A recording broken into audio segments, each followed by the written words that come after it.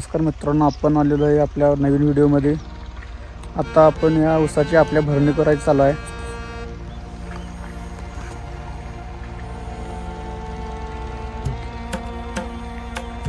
नऊ 2004 जातीचा हे ऊस आहे. नवीन पट्टा पद्धतीने आपण केलेलं आहे. हे तीळ आहे बघा, तिळाला पीक बघा किती आहे.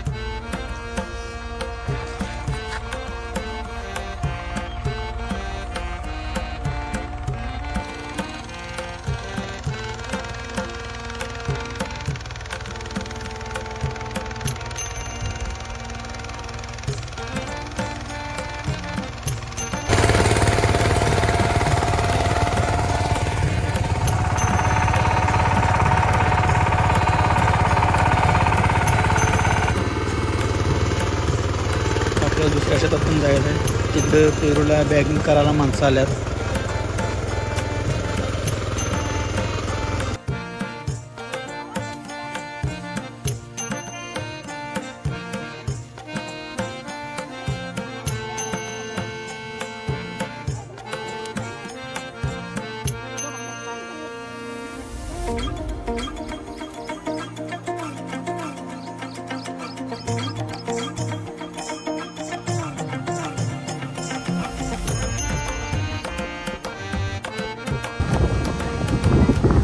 तर मग आता झालं वारं सुटली किती.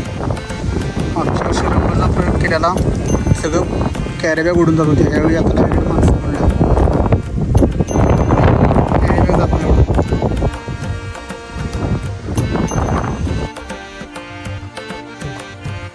पेरूला आपण आता औषध सोडायला लागलो फळगळीवरतीच. दुसरं काय औषध आपण सोडतच नाही.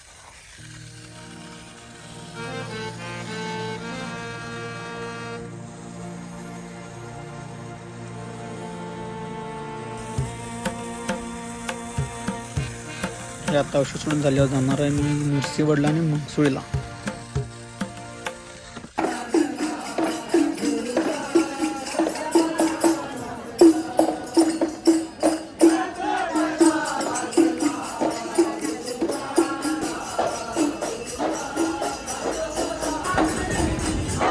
नृसिंहवाडीची केवड्याच्या विलाची जी कथा आहे ती त्या पुढील मंदिरात घडलेली आहे.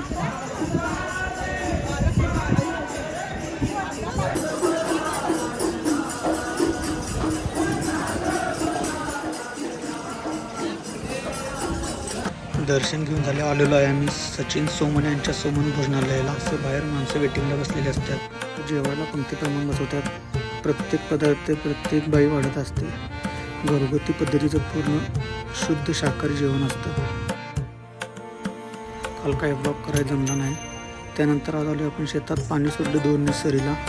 पट्टा पद्धतीत आपण फ्लॉवर घालायचं आहे. आता फ्लॉवरची रोपं येणार आहे दुपारी. आज आत्ता ती फ्लॉवरची रोपं आल्यात. गाडी उतरून घेतली आताच.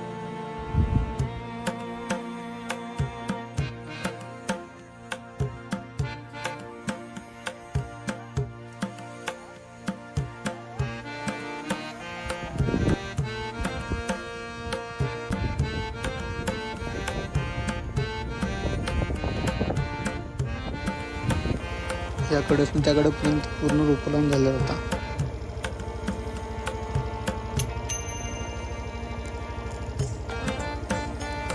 घरात आलोय. घरात पाणीवर बोरचं पाणीवर जायला फिल्टर बसून घ्यायचं काम चालू आहे. आता आपण तीळ आज काढायचं आहे. तीळ कापायला येणार आहेत आज. सगळं तिळाचं पीक आहे. पीक